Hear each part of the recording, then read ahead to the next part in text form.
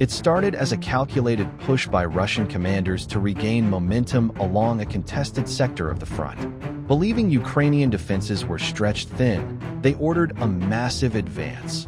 Tens of thousands of troops supported by armored columns, artillery batteries, and logistical convoys.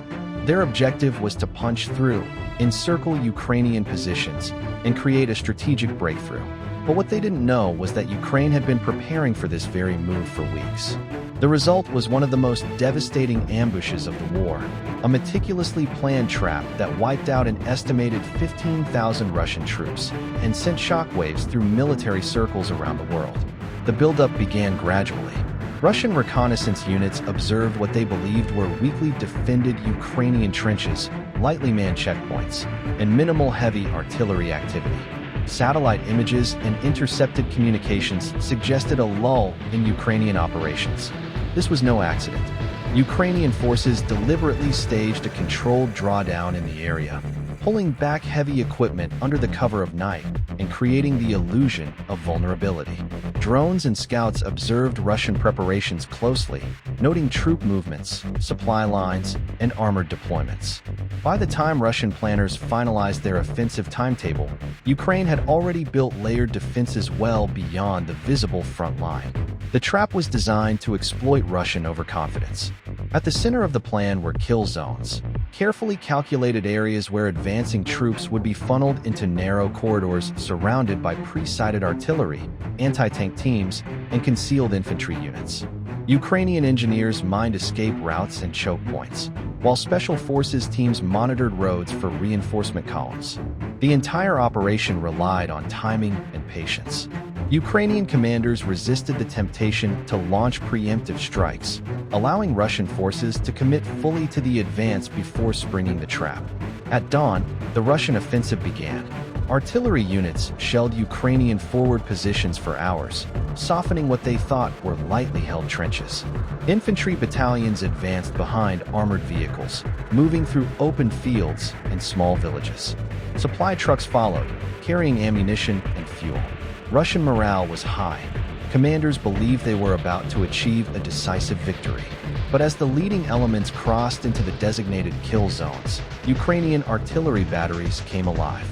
The first barrage struck with terrifying precision.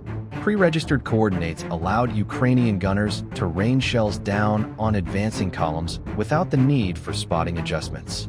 Entire mechanized units were caught in the open. Tanks and armored personnel carriers exploded in rapid succession, their columns jammed together in narrow corridors where retreat was impossible. Overhead, Ukrainian drones fed real-time targeting data to artillery units, adjusting fire within seconds to maximize destruction. What the Russians thought was a weak sector was suddenly a kill box. Within minutes, chaos spread through the Russian ranks. Communication lines were overwhelmed by panic calls for support. Units tried to maneuver out of the kill zones, only to find that their flanking routes were mined. Several convoys attempted to reverse, creating traffic jams that made them perfect targets for artillery and anti-tank teams. Ukrainian special forces positioned in nearby tree lanes opened fire on command vehicles, further decapitating the Russian response. The offensive, which had begun as a confident push, was already unraveling. As the artillery barrage intensified, Ukrainian armored units that had been held in reserve surged forward. Hidden in forested areas and underground shelters, these units emerged like ghosts, striking Russian flanks with precision-guided anti-tank missiles and hit-and-run tactics. Dozens of Russian tanks and infantry fighting vehicles were disabled within the first hour. Overhead, loitering munitions targeted artillery batteries and supply trucks at the rear, cutting off resupply and disrupting coordination. What had been envisioned as a spearhead became a trapped formation under relentless fire from every direction. The scale of the trap became apparent by midday. Entire Russian battalions were pinned down in open terrain, unable to advance or retreat. Ukrainian snipers and small infantry units picked off officers and vehicle crews, sowing further confusion. Drones hovered constantly, marking targets for artillery and air strikes. Several attempts to bring in reinforcements from nearby sectors were met with ambushes on mined roads. Ukrainian forces had anticipated every route, every likely reaction. It wasn't just a defensive action, it was a chess match, and Russia had walked into a checkmate. By the end of the first day, Russian losses were catastrophic. Thousands of soldiers lay dead or wounded. Hundreds of vehicles were destroyed or abandoned. Entire logistical chains had collapsed. Ukrainian troops systematically tightened the encirclement, isolating pockets of resistance and bombarding them until they either surrendered or were annihilated.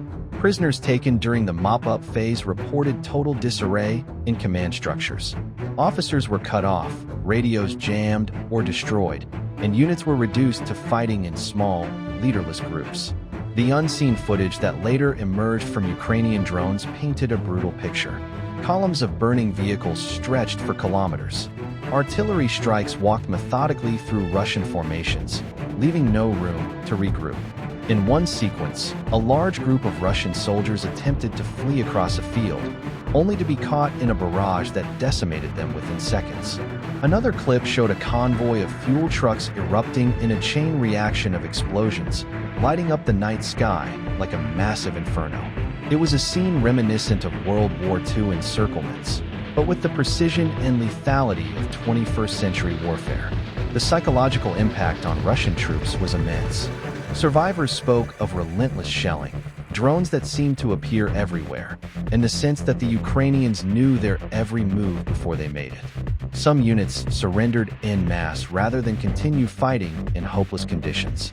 Others scattered into nearby forests, where Ukrainian patrols and drones hunted them down over the following days.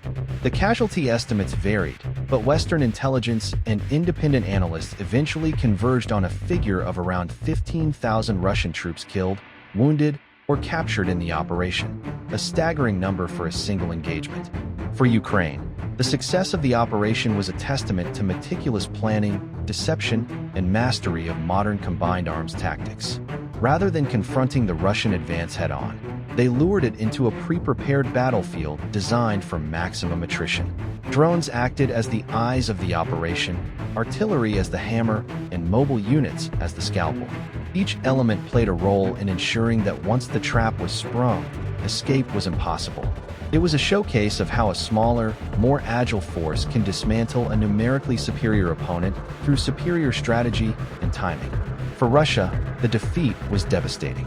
The loss of 15,000 troops in a single engagement represented not only a massive human cost, but also a severe blow to morale and operational capability. Many of the units involved were considered experienced formations, essential to sustaining offensive operations elsewhere.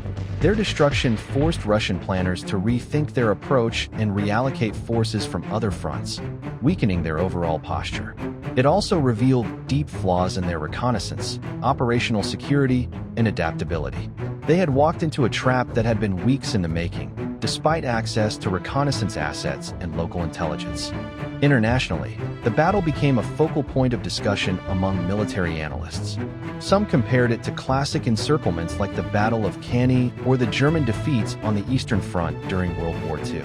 Others pointed to the integration of drones, mines, and precision artillery as evidence that warfare had entered a new era.